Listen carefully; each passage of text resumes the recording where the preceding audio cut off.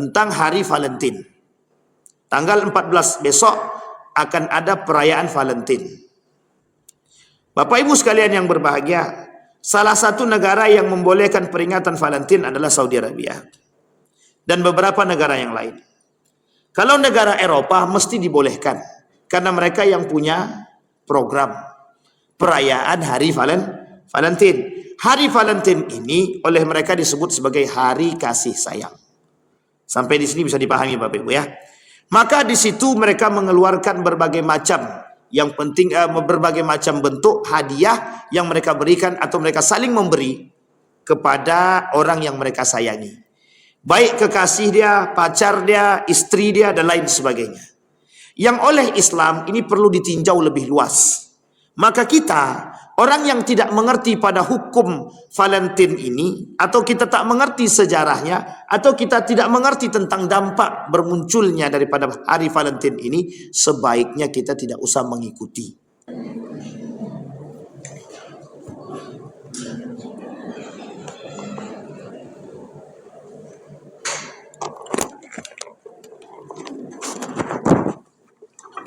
Panas. Itu. A'udzu billahi minasyaitonir rajim. Bismillahirrahmanirrahim. Assalamualaikum warahmatullahi wabarakatuh.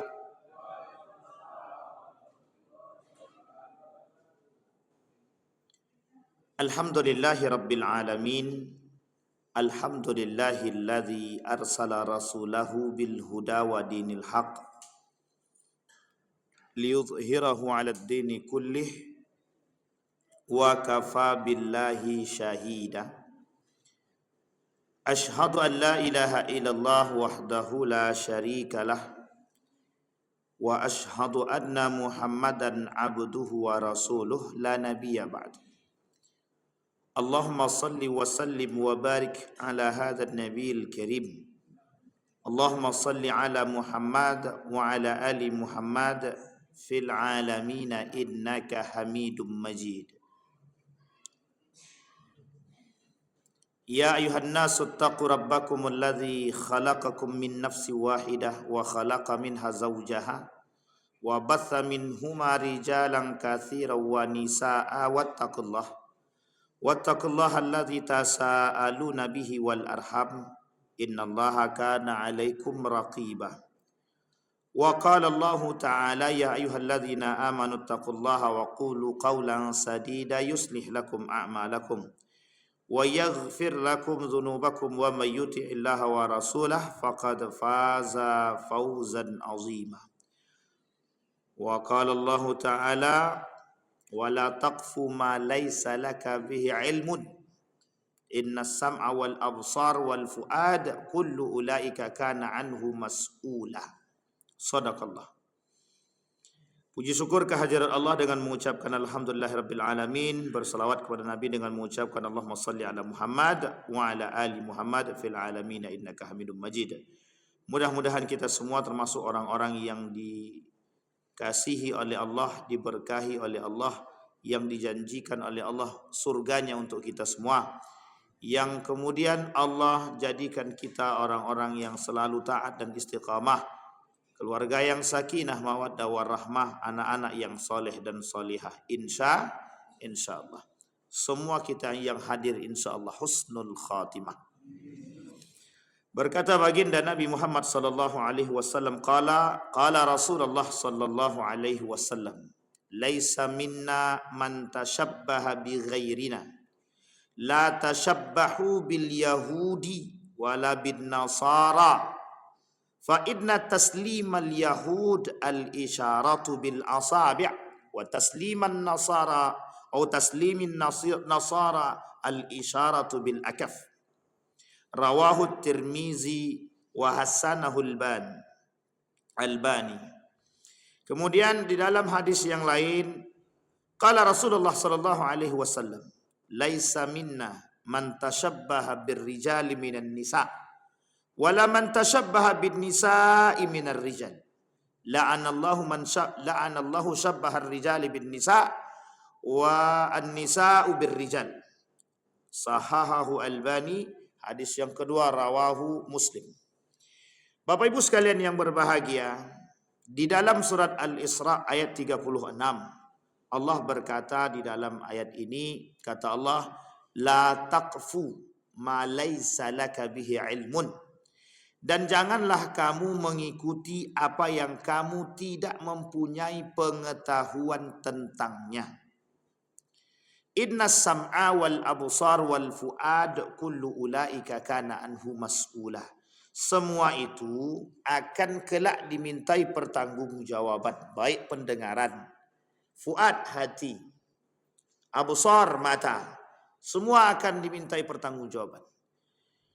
Mata, telinga, hati. Mata dan telinga adalah pusat informasi yang masuk ke dalam diri kita. Hati adalah yang mempertimbangkan informasi. Apakah didahului oleh akal dan nafsu atau hati itu sendiri. Karena di dalam diri kita ini ada dua hal. Yang satu hati kecil, dhamir, yang disebut dengan qalbun. Ala wahyal qalb. Wa idza saluhat saluhal jasadu kulluh wa idza fasadat fasadal jasadu kulluh. Hati kalau sehat, sehat semua. Kalau sakit, sakit semua. Itu hati. Tapi ada yang lebih namanya dhamir, hati kecil. Yang dhamir hati kecil ini dibisiki oleh malaikat untuk selalu melakukan pada kebaikan. Sementara lawan daripada dia ada nafsu yang dibisiki oleh syaitan yang selalu mengantarkan kepada kesesatan dan kezaliman. Innan nafsa la'amaratun bisu'. Sesungguhnya nafsu itu ketika dibisiki oleh syaitan dia selalu mengantarkan kepada perbuatan-perbuatan yang jelek. Akal kita ini akan menerima informasi dari mata dan telinga. Sehingga ketika informasi itu masuk difikirkan oleh akal, dipertimbangkan oleh hati. Jika yang mempertimbangkan lebih kuat adalah nafsu, maka yang di dalam akal kita akan keluar dari mulut kita adalah sesuatu yang bersifat kebencian. Kalau hati kita yang mempertimbangkan informasi tersebut, maka yang keluar dari lisan kita adalah yang baik. Maka akal kita tergantung pada dua tersebut. Hati atau dhamir, hati kecil ataupun nafsu. Itu tergantung pada manusia kuat-kuatan. Mana yang paling kuat mendengarkan bisikan setan, kalah dia berarti. Mana yang kuat mendengarkan bisikan hati, berarti dia menang. Itulah yang kemudian terjadi. Nah, Bapak Ibu sekalian yang berbahagia. Kata Allah, telinga, mata, telinga, dan hati sebagai pusat informasi ini kelak akan dimintai pertanggungjawaban di akhirat. Sama halnya ketika Allah berkata, in ja'akum fasikum binaba'in fatabayyanu. Kalau datang berita kepada kita, tolong diklarifikasi terlebih dahulu atau dicari kebenarannya sebelum berita itu kita sebarkan. Baik lewat lisan kita maupun lewat tulisan kita maupun lewat HP kita atau sosial media. Karena yang merusak itu lisan. Makanya tergelincirnya seseorang itu disebabkan oleh lisannya sendiri. Salamatul insan fi hifdzil lisan. Keselamatan seseorang itu tergantung pada dia menjaga lisannya. Kalau dia bisa menjaga lisannya selamat. Kalau tak bisa dia jaga lisannya hancur. Nah, ini penting Bapak Ibu. Kemudian ketika lisan itu berbicara. Kemudian tulisan kita. Tangan kita yang menulis. Apakah yang kita tuliskan ini berdasarkan pada kejujuran atau tidak. Atau yang sudah kita klarifikasi atau tidak. Atau kebohongan. Atau hanya karena ingin mendapatkan ketenaran. Kemudian lewat sosial media. Hari ini tempat orang curhat bukan lagi di masjid, tapi orang curhat di media sosial. Berharap di media sosial itu bisa keluar solusi. Nah, sekarang banyak Pak, alhamdulillah solusi daripada kemiskinan di media sosial itu tidak terjawab. Ketika Gus Miftah menghina tukang es teh, langsung kayak mendadak es teh itu, tukang es teh itu. Nah, itu kan takdir ilahi. Itulah jalan Tuhan tadi. Hanya saja Bapak Ibu sekalian yang berbahagia, kalau kita mendahului manusia, maka mohon maaf kita tak bernilai di hadapan Allah. Tapi ketika kita mendahului Allah, semuanya kita bisa dapat. Inilah yang kemudian yang perlu kita garis bawahi. Nah, Bapak Ibu sekalian yang berbahagia, ini adalah pusat informasi. Dalam ayat ini Allah berkata, menegaskan kepada kita semua, hei manusia, kalau kalian memang tidak punya ilmu, jangan ikut-ikutan. Kalau kalian tidak punya ilmu, maka ada sebaiknya yang harus kalian lakukan. Yang pertama, taklid kepada orang yang berilmu. Yang kedua, dalam konteks ini disebut dengan ittiba. Maknanya sebenarnya hampir serupa. Kalau orang Muhammadiyah ikutnya ittiba. Kalau orang selain dari Muhammadiyah dia gunakan kalimatnya taklid. Taklid itu ada dua. Ada taklid yang benar-benar taklid, yang kedua taklid buta. Yang mengikuti dengan kebenaran, yang satu taklid buta yang mengikut asal ikut aja. Orang makan tai, awak makan tai lah. Orang bodoh, awak bodoh juga. Orang tidak tahu, kita tak tahu juga. Nah, itu namanya taklid buta. Tapi yang kedua, ittiba. Muhammadiyah gunakan kalimat ini. Kenapa? Karena mengikuti ittiba sunnati Rasulullah sallallahu alaihi wasallam. Mengikuti sunnah baginda Nabi Muhammad sallallahu alaihi wasallam melalui jalur mana? Para sahabat-sahabat Nabi. Maka Bapak Ibu sekalian yang berbahagia, penting bagi kita untuk mencari posisi. Jika kita tidak mengerti dan tak berilmu, jangan ikut-ikutan pada sesuatu yang kita tak ketahui. La taqfu ma laysa laka bihi ilmun. Jangan kalian duduk atau berhenti atau berposisi pada sesuatu yang kalian tidak ketahui. Kita ambil contoh. Tentang hari Valentine. Tanggal 14 besok akan ada perayaan Valentine. Bapak Ibu sekalian yang berbahagia, salah satu negara yang membolehkan peringatan Valentine adalah Saudi Arabia. Dan beberapa negara yang lain. Kalau negara Eropa mesti dibolehkan. Karena mereka yang punya program perayaan hari Valentine. Hari Valentine ini oleh mereka disebut sebagai hari kasih sayang. Sampai di sini bisa dipahami Bapak Ibu ya. Maka di situ mereka mengeluarkan berbagai macam berbagai macam bentuk hadiah yang mereka berikan atau mereka saling memberi kepada orang yang mereka sayangi. Baik kekasih dia, pacar dia, istri dia, dan lain sebagainya. Yang oleh Islam ini perlu ditinjau lebih luas. Maka kita, orang yang tidak mengerti pada hukum Valentine ini, atau kita tak mengerti sejarahnya, atau kita tidak mengerti tentang dampak bermunculnya daripada hari Valentine ini, sebaiknya kita tidak usah mengikuti. Kenapa? Karena jika kita mengikuti sesuatu yang syubhat seperti ini, bisa jadi kita terjerumus dalam keharaman atau kita mengikuti perbuatan-perbuatan yang tidak disukai oleh Allah Subhanahu wa taala. Bahkan Nabi berkata, "Man tashabbaha biqaumin fahuwa minhu." Bahkan Nabi berkata dalam riwayat yang lain, "Laisa minni, laisa minna man tashabbaha bi ghairina."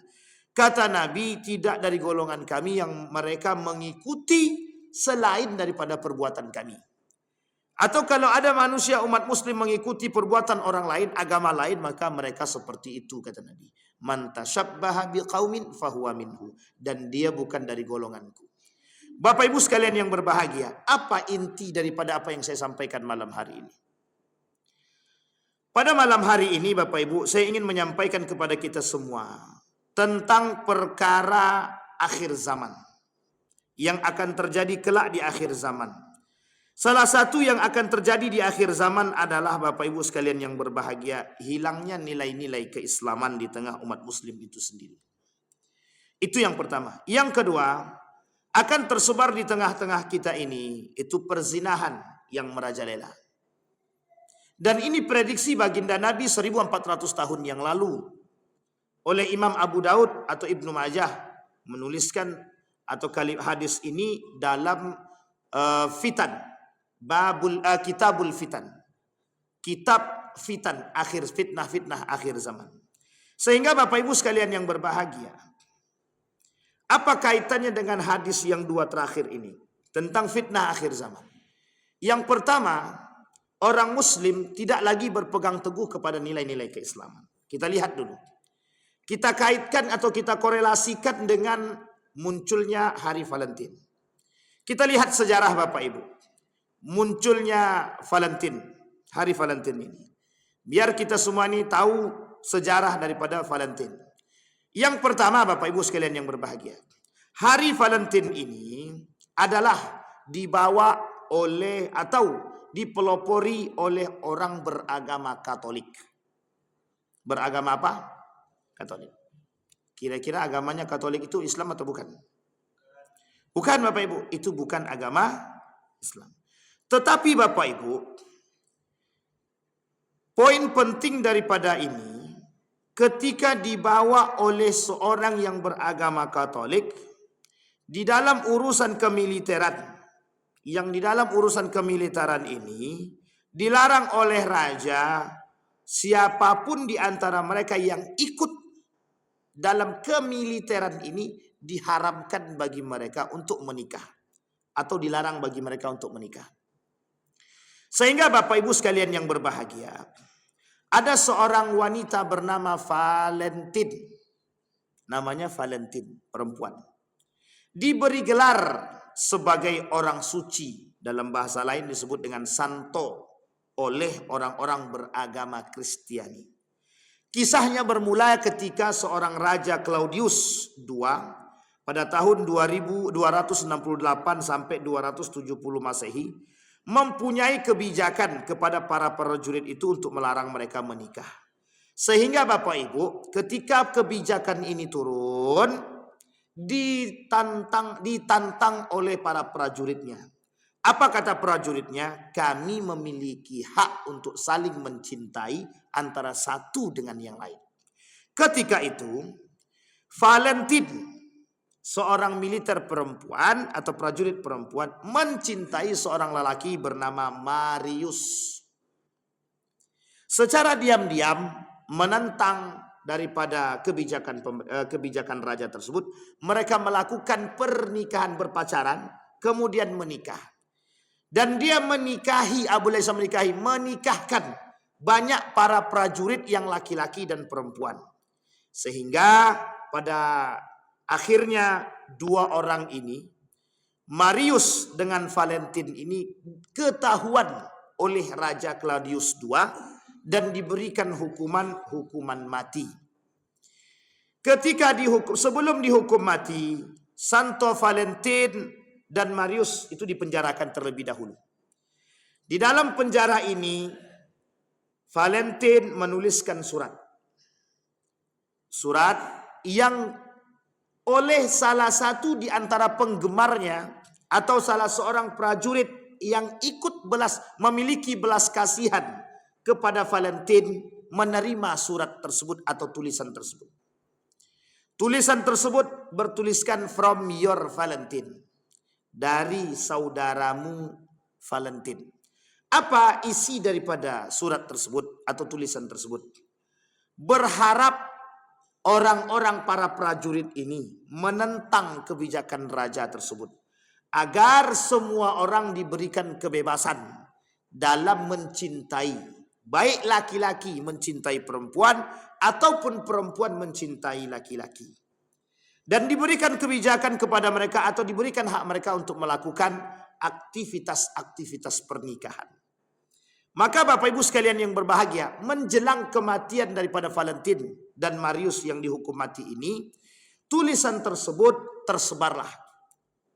Disampaikan kepada seluruh para prajurit dan masyarakat-masyarakat. Sehingga Bapak Ibu yang menerima daripada tulisan tersebut berinisiatif untuk melakukan peringatan kepada pejuang cinta dan kasih sayang. Siapa namanya? Valentine dan Mario. Sampailah hari ini perayaan tersebut memicu perhatian dunia. Seluruh dunia menganggap atau berbelas kasihan dengan cerita tersebut, dan cerita ini kemudian diviralkan melalui sosial media. Sehingga Bapak Ibu sekalian yang berbahagia, semua ini bermula dari keinginan mereka untuk menampilkan atau untuk memperlihatkan kepada dunia bahwa ada rasa kasih sayang yang tertanam, yang tertimbun, yang harus diangkat. Artinya, berikan kebebasan kepada kami untuk bisa saling mencintai. Satu, ada poin penting daripada hal ini yang harus kita tangkap. Yang pertama, legalisasi pernikahan. Yang kedua, legalisasi percintaan tanpa bersuamikan dan beristrikan. Sampai di sini paham Bapak Ibu? Ini penting untuk dipahami. Sehingga Bapak Ibu sekalian yang berbahagia, poin yang ketiga, boleh berhubungan dengan laki-laki dan perempuan asalkan saling cinta. Nah, ini poin 3 poin yang harus kita garis bawahi dari cerita Valentine. Artinya, ketika peringatan Valentine, perayaan Valentine ini, mereka sebutlah dengan hari kasih sayang. Kenapa? Memperingati rasa kasih sayangnya Valentine dan Mario. Memperingati rasa cintanya Valentine dan Mario. Maka bentuk perayaannya adalah memberikan hadiah dan model apapun, baik coklat, bunga dan lain sebagainya, kepada pasangan mereka masing-masing dalam bentuk tuntutan dan tuntunan. Pertama, tuntutan. Tuntutan apa? Untuk menunjukkan kepada dunia bahwa setiap orang berhak saling mencintai. Yang kedua, tuntunan. Memberikan tuntunan kepada para anak-anak muda dan generasi bahwa Anda punya hak untuk bisa mencintai siapapun yang Anda cintai. Sampai di sini bisa dipahami? Nah, ini poin pentingnya Bapak Ibu. Nah, Bapak Ibu sekalian yang berbahagia, 200 tahun kemudian, pada tahun 496 Masehi, Paus Galasius meresmikan tanggal 14 Februari 496 sebagai hari peringatan Valentine. Hari itu diresmikan dan dijawab dan diamini oleh dunia termasuk Indonesia untuk melakukan perayaan dan memberikan slot kesempatan ruang kepada mereka untuk memperingati hari Valentine. Sampai di sini bisa dipahami Bapak Ibu? Baik. Pada tanggal 14 Februari, pada cerita yang lain adalah hari memperingati Dewi Juno. Dewi Juno ini adalah salah satu ratu dari segala dewa dan dewi. Orang-orang Romawi kuno juga meyakini bahwa Dewi Juno adalah dewi bagi kaum perempuan dan perkawinan. Meskipun ini diperdebatkan. Artinya Bapak Ibu, pada tanggal 14 Februari tersebut, orang-orang Romawi kuno mengadakan perayaan untuk memperingati hari Dewi Juno tersebut dengan cara memisahkan kaum laki-laki dan perempuan. Disinilah Bapak Ibu sekalian, dari dua sejarah yang saya sampaikan tadi, kedua-duanya bukanlah sejarah yang dilakukan oleh umat Muslim. Sampai di sini bisa dipahami? Secara sejarah. Baik, sekarang kita korelasikan kepada hadis, ayat dan tadi. Kata Allah, la taqfu ma laysa laka bihi ilmun. Jangan mengikuti sesuatu yang kita tidak ketahui. Kita ambil dulu poin ini. Dalam hal ini Bapak Ibu, kita umat Muslim tidak sama sekali mengetahui sejarah Valentine ini dengan baik dan benar. Yang kedua, kita tidak sadar bahwa ternyata yang melakukan perayaan ini adalah orang-orang non-Muslim. Yang ketiga, di dalam Islam harus kita pahami ilmunya. Hukum berkasih sayang itu dibenarkan kalau mereka sudah menikah. Berpacaran boleh tapi setelah menikah. Tapi sebelum menikah hukum pacaran itu haram. Mau LDR, mau cuman teleponan, mau cuman surat-suratan, hukum pacaran haram sebelum menikah. Maka bercampur laki-laki dengan perempuan di dalam Islam juga haram. Duduk berhalwat laki-laki dengan perempuan juga haram. Berpegangan tangan laki-laki dan perempuan juga haram. Saling berpandangan laki-laki dengan perempuan yang bukan mahramnya juga haram. Sampai di sini bisa dipahami Bapak Ibu. Apa tak lagi berkasih sayang atau saling memberikan kasih dan sayang kepada orang yang memang bukan haknya atau belum menjadi haknya. Ini poin keilmuan yang harus kita pahami. Islam mengecam bercampurnya laki-laki dan perempuan dalam bentuk apapun sejauh mereka belum menikah. Sehingga yang dimaksudkan ayat ini adalah, hei umat muslim, jangan ikut-ikutan kepada satu tradisi yang kalian tidak tahu tentang tradisi tersebut. Apatah lagi tradisi itu bukan dari golongan umat muslim. Sedangkan tradisi dari umat muslim saja kita tak boleh mengikuti kalau kita tak mengetahui, apatah lagi kalau itu tradisi dari orang kafir yang condong mengantarkan kepada kemaksiatan dan keharaman. Sampai di sini bisa dipahami Bapak Ibu. Baik, kita merujuk kepada hadisnya. Kata Nabi dalam hadisnya, man tashabbaha biqaumin fahuwa minhum.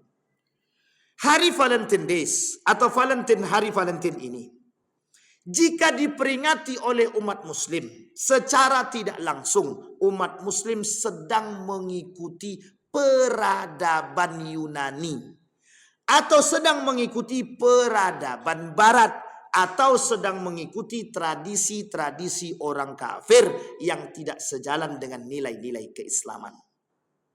Sampai di sini bisa dipahami Bapak Ibu? Baik. Kemudian yang ketiga, mengapa nilai-nilai Islam itu pada hadis yang lain kata Nabi kelak di akhir zaman akan hilang? Dan hilangnya di tangan umat muslim. Kenapa? Karena umat muslim lebih condong menggunakan tradisi orang kafir ketimbang tradisi umat muslim. Umat muslim lebih condong mengikuti tradisi orang kafir sehingga meninggalkan tradisi agama berpegang teguh pada tradisi kafir, tidak berpegang teguh kepada nilai-nilai agama. Berpuasa tidak, merayakan Valentine. Salat tidak, tapi merayakan Valentine. Berzakat tidak, tapi merayakan Valentine. Sampai di sini bisa dipahami.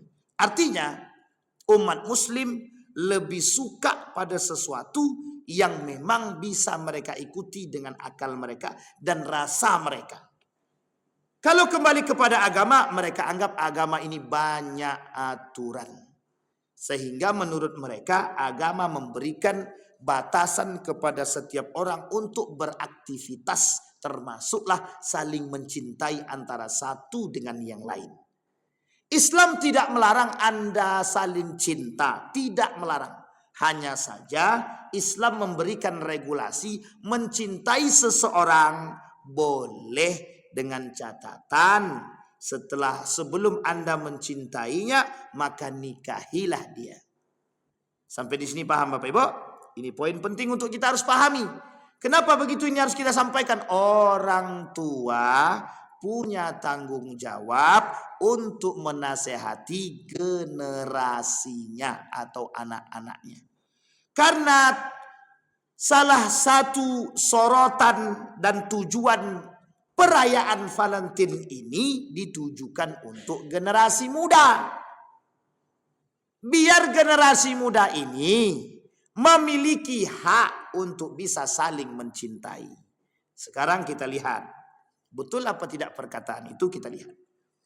Hari ini rata-rata anak-anak itu punya pacar. Sekarang mereka muslim atau tidak? Muslim. Tahu enggak arti hukum pacaran itu? Tahu. Tapi mengapa mereka tetap pacaran? Itu dia persoalan kita hari ini. Mereka berpacaran. Sekalipun orang tua mereka melarang berpacaran. Artinya orang tuanya sudah tidak didengari. Berakibat pada ketidakpatuhan dia kepada orang tuanya dikarenakan berpacaran. Sampai di sini bisa dipahami Bapak Ibu? Dampaknya apa? Apa kaitannya orang berpacaran dengan hari Valentine? Mereka akan menunggu momen ini untuk saling berbagi kasih. Jika mohon maaf, ketika mereka berbagi kasih dengan cara yang tidak benar, itu diharamkan. Kita ambil contoh. Besok lihat Bapak Ibu, tanggal 14. Pacar memberikan bingkisan kepada pacarnya. Itu belum muhrim Pak. Belum mahramnya Pak. Belum sah. Tapi mereka sudah saling berbagi bunga, cincin, coklat. Yang kita takutkan di momen tersebut terjadi perzinahan. Salah satu sarana perzinahan adalah dengan adanya peringatan Hari Valentine. Apa zinahnya? Zinah mata, zinah mulut, zinah tangan, zinah kaki, dan na'udzubillah sampai harus perzinahan yang betul-betul zinah. Itu yang kita takutkan, Pak. Karena dari hasil survei, Pak, ketika Hari Valentine itu, Pak, banyak sekali hotel-hotel itu penuh.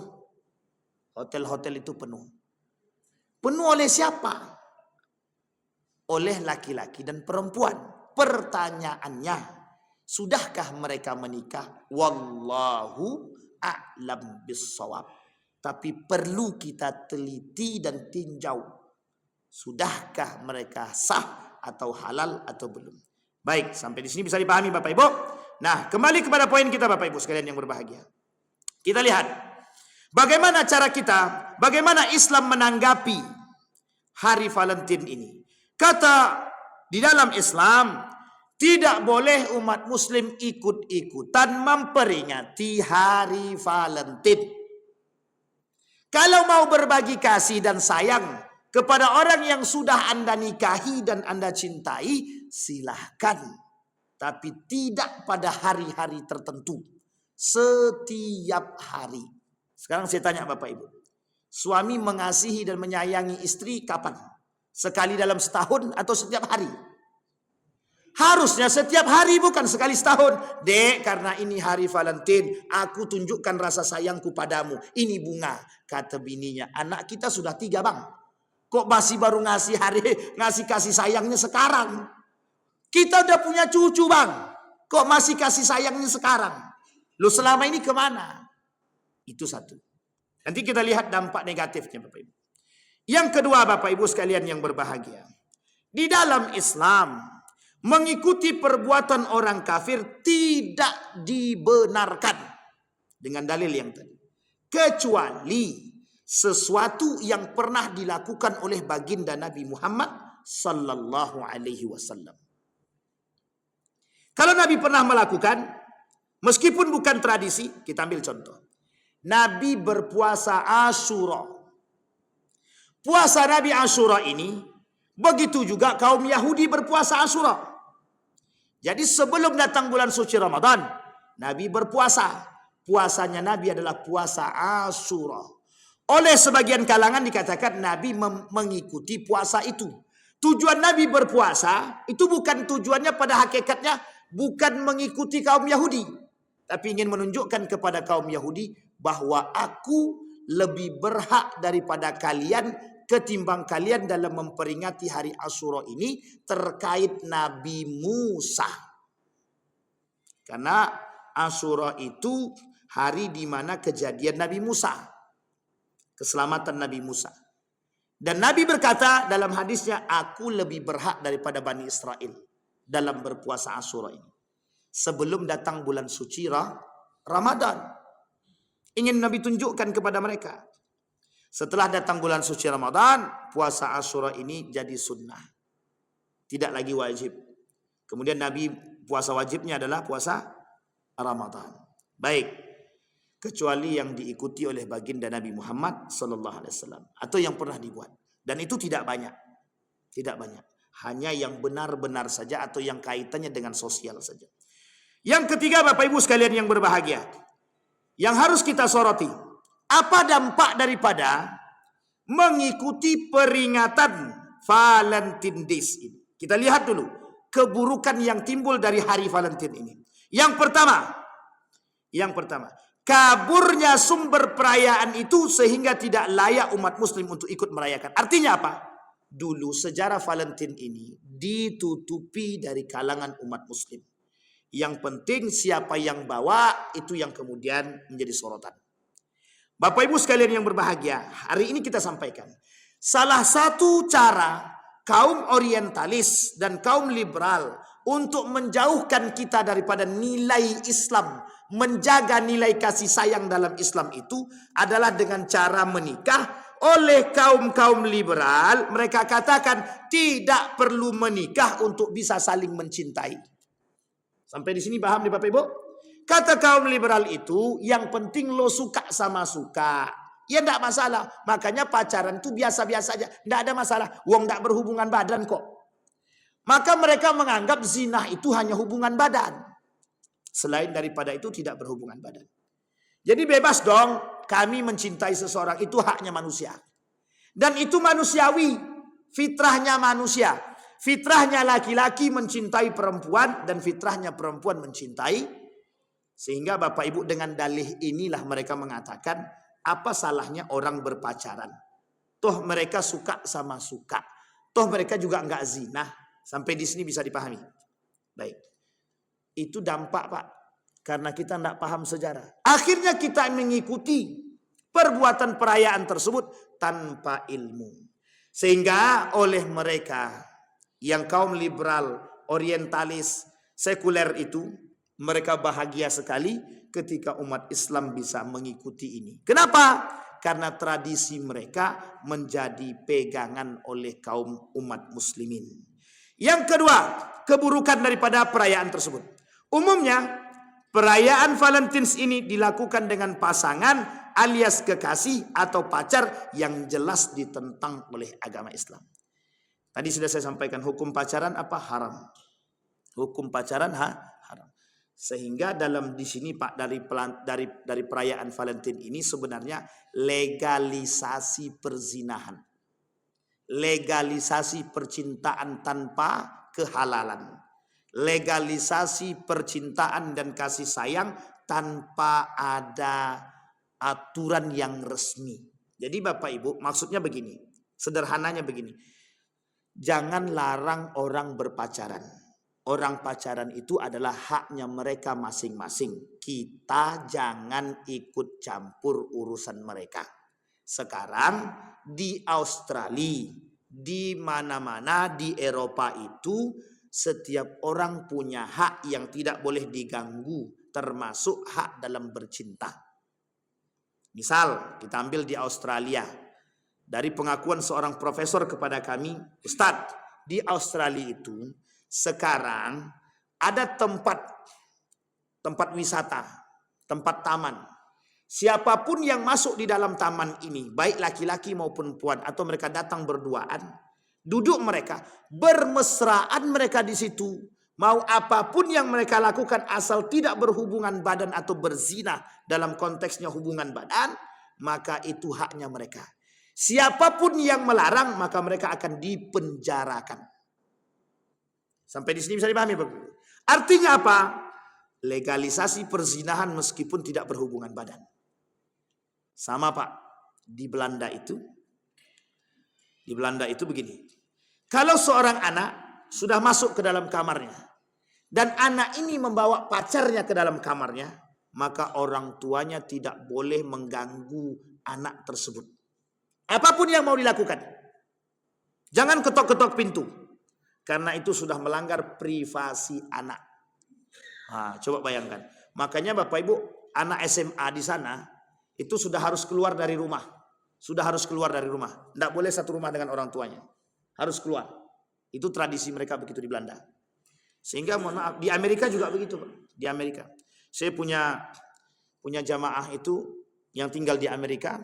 Mereka sampaikan begini, Ustaz, kami di Amerika ini, anak saya ini ketika SMA dia harus keluar dari rumah. Tidak boleh tinggal bersama orang tuanya. Sehingga kami harus carikan apartemen untuk dia tinggal. Jadi di sana itu bebas anak ini mau ngapain. Dan itu privasi anak ini. Orang tua tidak boleh ikut campur. Nah, coba bayangkan. Jadi Bapak Ibu sekalian yang berbahagia. Kebebasan yang dilakukan dan diberikan atau dicekoki kepada kita yang ditanamkan kepada diri anak-anak muslim hari ini. Itu adalah kebebasan tanpa nilai. Artinya apa? Kebebasan yang menerobos nilai-nilai agama. Sehingga mereka berpikiran berpacaran itu tidak ada dosa. Sehingga mereka berpikiran pegangan tangan laki-laki dan perempuan yang bukan mahramnya biasa. Nah, Bapak Ibu boleh lihat kan sekarang anak-anak gadis sekarang, anak-anak sekolah sekarang, anak-anak kuliah sekarang, boncengan biasa tuh laki-laki perempuan. Boncengan. Berpelukan biasa-biasa saja dia. Pegangan tangan biasa-biasa saja dia. Tidak ada rasa dosanya. Dia tidak takut sama Allah. Sama Allah saja dia tidak takut, apalagi sama orang tua. Sampai di sini bisa dipahami Bapak Ibu?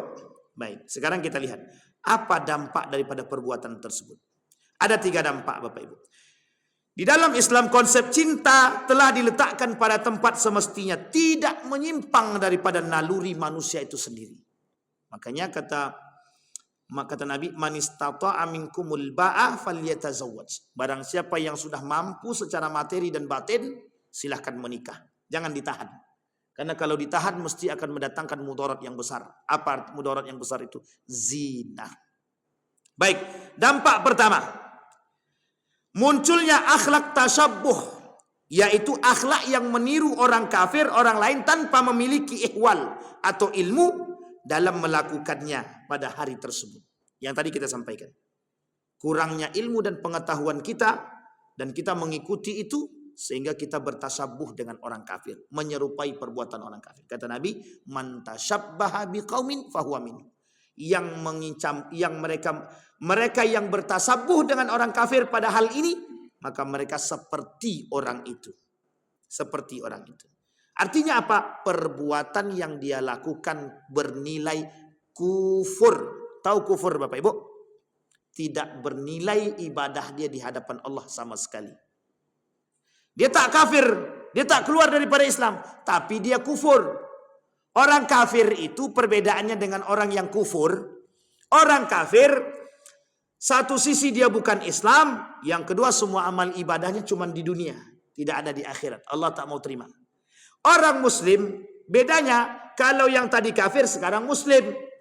Hanya saja orang muslim melakukan perbuatan seperti orang kafir, nilai pahalanya kufur. Tahu kufur Bapak Ibu? Tak bernilai sama sekali di hadapan Allah pahala dia. Artinya dia melakukan perbuatan menyerupai orang kafir. Sampai di sini bisa dipahami Bapak Ibu. Yang kedua, bahkan Nabi berkata barang siapa meniru satu kaum maka dia sebagian daripada itu. Yang kedua, dengan meniru orang lain menunjukkan ketidakberdayaan umat Islam yang pada gilirannya akan meninggalkan ciri-ciri, yang pada akhirnya akan meninggalkan nilai-nilai keislaman. Kita ambil contoh yang paling sederhana. Bangga enggak orang muslim itu memakai jubah? Harusnya bangga. Harusnya. Karena pakaian seperti ini menunjukkan keislaman seseorang. Yang kedua, bangga enggak seorang perempuan memakai jilbab? Harusnya bangga. Karena menunjukkan kehormatan wanita. Tapi ada di kalangan muslim yang tidak mau muslimah, yang tidak mau pakai jilbab. Dengan alasan kami belum cukup iman, kami belum baik akhlaknya, kami belum bagus tutur katanya. Sekarang mana yang lebih penting? Berjilbab tapi lisannya mencaci, atau tidak berjilbab tapi akhlaknya baik? Ibu-ibu, mana yang lebih baik? Berjilbab meskipun lisannya mencaci maki, atau tidak berjilbab tapi akhlaknya baik? Mana Ibu yang paling baik? Yang pertama kata ibunya. Lebih meskipun dia tidak baik akhlaknya, tapi dia tetap berjilbab. Ini pilihan yang tepat. Pilihan tepat. Tapi yang paling tepat daripada itu harusnya berjilbab akhlaknya baik. Itu yang paling tepat. Tapi yang poin kedua tetap paling tepat itu Pak. Tepat juga. Kenapa? Jangan tinggalkan jilbab sekalipun lisan ini belum bisa baik.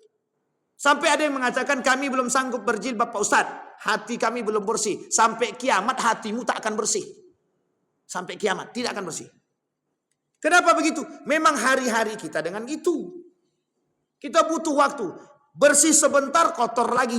Bersih sebentar kotor lagi. Jadi kapan bersihnya? Nunggu bersih banget ya nggak akan bersih-bersih Pak. Artinya apa? Kita dengan jilbab yang kita pakai tadi bisa menjadi standar atau tukang rem lah.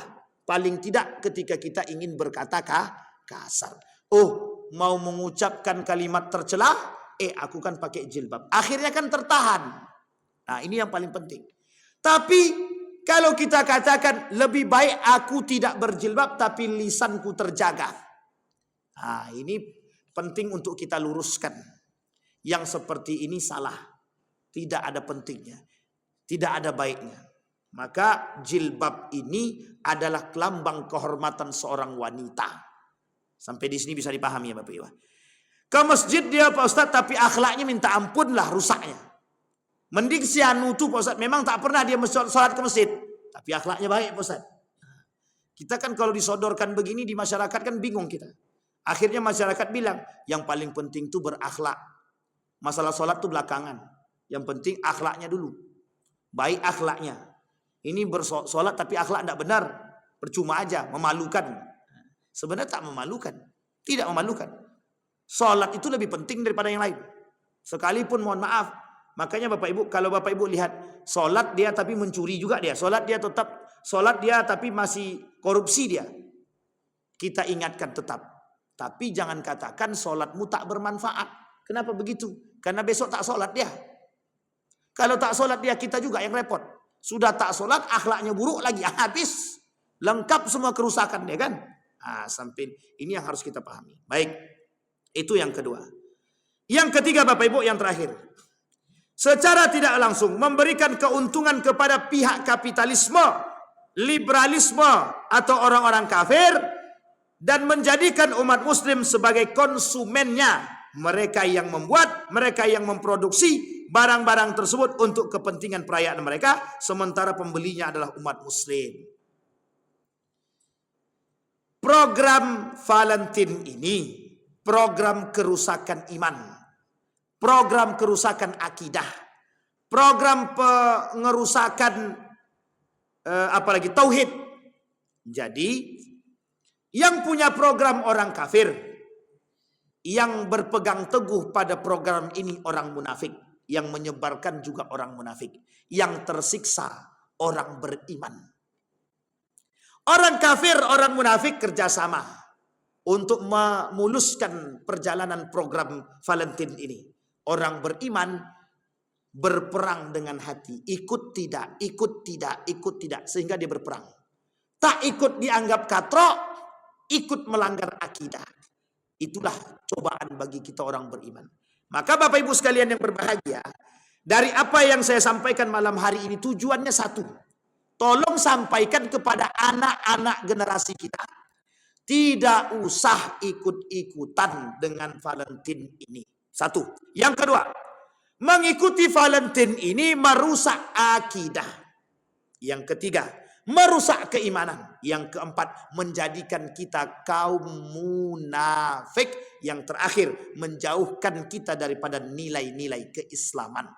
Sehingga kelak umat muslim yang mengikuti tradisi-tradisi seperti ini anti dengan tradisi-tradisi keislaman. Lebih banyak yang ikut Valentine Days daripada yang ikut Maulid Nabi.